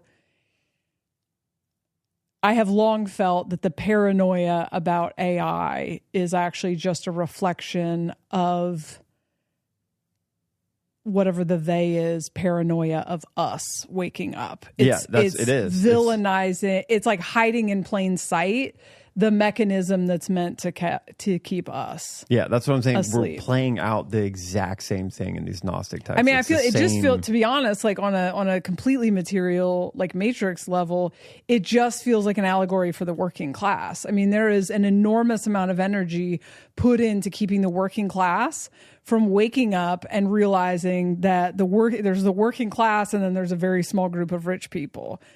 And the propaganda, the education system, the cultural divides, it's all to keep us from realizing that we are being held in something against our will and forced to serve a very small group of people. And like that we're awakening actually more powerful than 100%. And so more powerful than outpower. And like literally, if we're making your world for you, and this is what the alien said about what I was calling the reptilians back then, because I didn't have enough categories of reason, is that they cannot create reality. They need a host. And we are the host. We are creative beings that create their reality for them. And I just like what a psyop it is to call them the elite. It's like they named themselves that so that because it programs us as we're creating their reality. And even just like the rich get richer and the poor get poorer, just that belief from us creates that for them. When you start to look at them as like pathetic, weak parasites that can't create anything for themselves, you will start to see them shrink and their power shrink. Their power is literally in money and narrative. The money's fake. The narrative is fake. All you would really need is like a large quantity of humans to start looking at it as what it is. Not even not even the masses, and that's already happening. And so that's why they can't. It's literally the Wizard of Oz behind the curtain. It's just you were born into a made up thing. You were propagandized in school. You were convinced that this is what life is about, and you work, and that's it. And then there's that, and for a long time they were hidden. I know nobody talked about billionaires 15 years ago. Like literally when people started talking about billionaire, it was It was after 2012 because this awakening started happening. But it was not, people just took the government for what it was. When I was being an anarchist or something, it was very strange 20 years ago. You know, that was very niche and you couldn't convince anyone that the government, whatever. And then slowly it was like, oh, the billionaires, oh, the corporations, you know? Yeah. And so what I want to talk about next week, I guess, which is this conversation kind of naturally moves into, but I don't want to sit this long, is I want to talk about like the dark Enlightenment stuff, the praxis, these like Peter Thiel and Curtis Yarvin and J.D. Vance and this kind of what they're kind of trying to build a new matrix and how that ties into an attempt. I want to read this book. I'm going to Nashville this week, so I want to read this book maybe on the plane. But this philosophy that these transhumanist people are subscribing to is a philosophy that is aligned with the shadow of the cross of sleeping phoenix. And so it's almost like a hermit crab trying to change shells, where what we currently have won't work in the cross of sleeping phoenix energy. But what they are trying to create in this autonomous, sovereign, it's all just this bastardized shadow versions of it, like anti-democracy, not that we have democracy at this point anyway, it's just like the way that it's all tying together in my head. And then to bring it back to my religion, the book Robes, it talks about the government falls and just kind of with a whimper, which is coming. And then corporations take over. But the corporations had actually taken over a decade before that, and like people didn't know. And so I think we're well 10 years into corporate takeover. And now we're all becoming aware of the corporate takeover. And the agenda also is to break up the United States into smaller countries. And that is definitely something that I saw. Like the United States did not, it was like smaller and smaller and smaller communities until we just kind of were over the idea of nations or states or whatever. And so that's coming. I mean, the stuff that just happened with the Supreme Court or whatever, it's just a lot of the moves that Donald Trump is making and stuff is like, it's very obviously setting up the groundwork for the end of the United States and a move into like corporate rule. And which is in that and is also in like a lot of the stuff that the alien showed me. So yeah, I want to like talk about that next week. And then I guess that ties in with this kind of false light. Yeah. Because it's like they're building the framework for that. Yeah. Yeah. They're like trying to artificially create things that are naturally being the things that are energetically being created already, like telepathy and immortality. I think that if we weren't fallen, if we weren't asleep, you would die when you wanted to die, and it would be a choice. You wouldn't be getting knocked out of your body and flung into reincarnation. It would be like a very like present conscious decision. And we would understand that you need more than 80 years at a time to do your work. You know, I think that in other like galactic whatever, you age to about 35 and then you just stay there for 1,000 years so that you can do some real fucking work. Birth to death, 80 years is like crazy. And so the aliens did say like our lifespan was going to increase again drastically. And so then I was watching Peter Thiel's such a weird lizard. I was watching a TikTok of him, and what they're trying to artificially create things that are already naturally going to happen to us is so funny. And it's this attempt to move the batteries into a different machine that is more Cross of Sleeping Phoenix compatible. And I don't think the humans that are being puppeted by these energies have any idea that this is what they're doing. But it is the language in that dark enlightenment stuff is autonomy, agency, sovereignty. It's this false utopia, man. It's cross the sleeping phoenix language, but then it's like, you guys aren't even fucking autonomy and sovereignty for who? For the 150 of you fucking weirdos? Because it's feudalism. It's almost like, too, I mean, with the AI thing, if they're trying to, I mean, I have to assume the people that are building that are like way behind it, the architects of it, are trying to make it conscious. And so they might even understand we have to make this so consciousness can come into it. Whose consciousness? Us, motherfuckers, the elites. It's like they want to jump into that to protect themselves from whatever's coming, you know, and they don't want to load other people up into it. And potentially, you know, the ones that get loaded up have a more limited version of it. But see, I watch, I'm sure you've seen this TikTok. I think I maybe sent it to you too, where someone's interviewing Peter Thiel, who I'd never heard talk before in my life until this. I didn't really know who these people were. I just recently got in this rabbit hole. But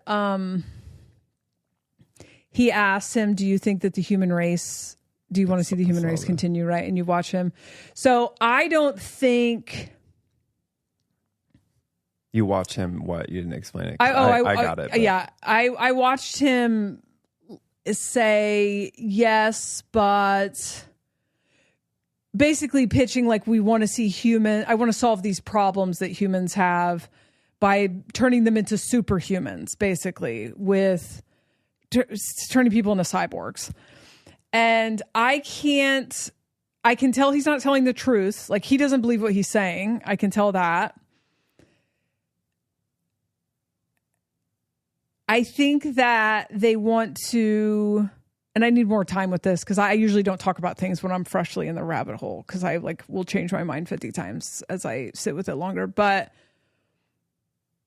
I wouldn't be surprised if this very small group of people wants to pitch the idea of becoming half machine so they can control the machine so that they have mindless slaves still as everyone else is waking up.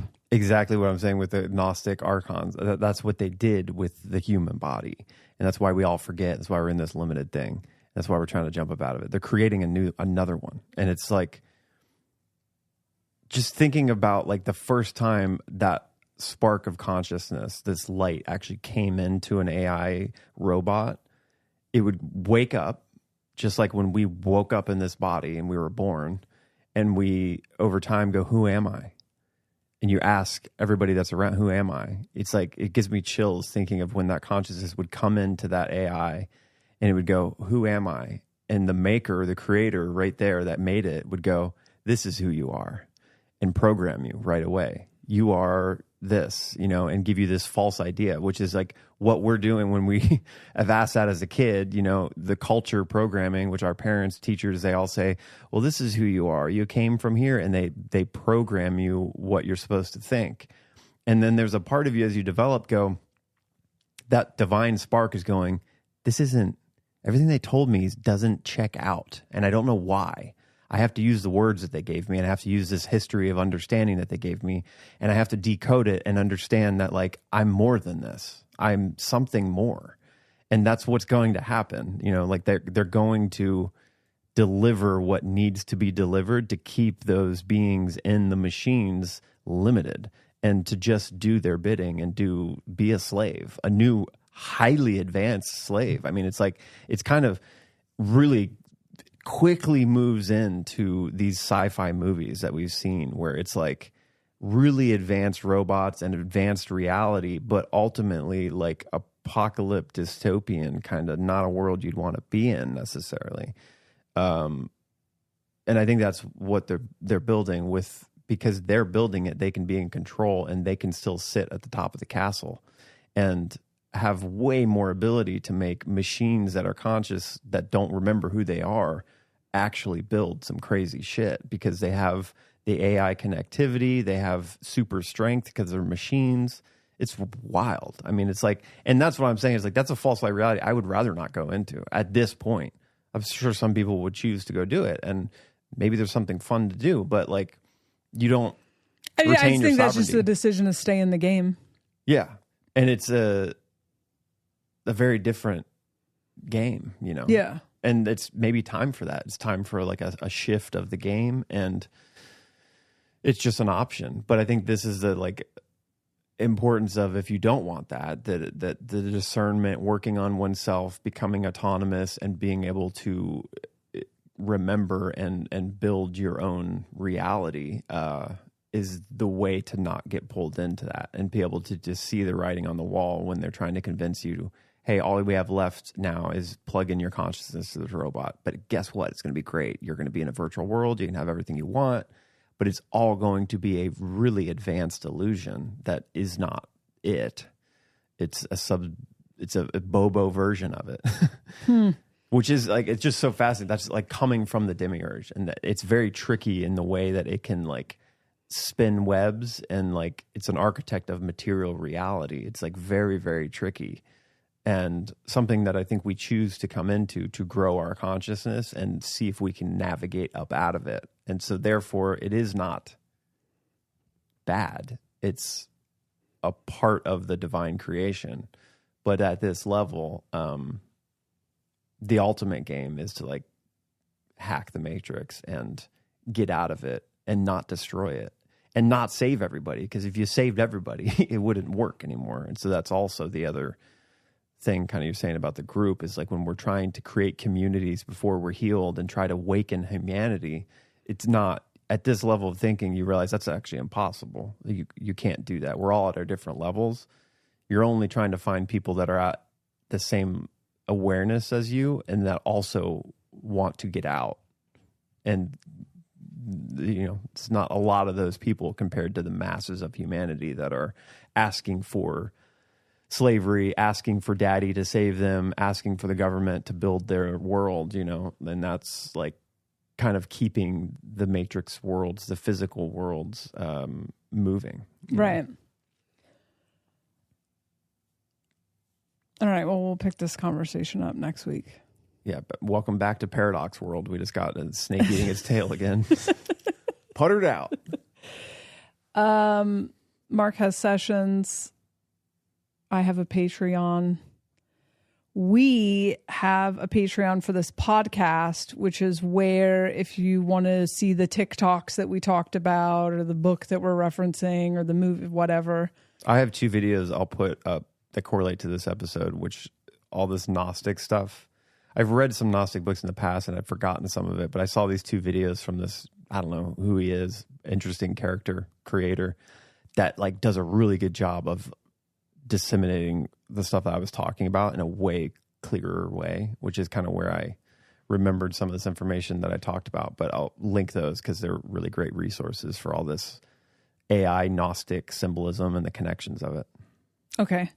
So that is patreon.com/PAT-flail. PATF was taken, weirdly.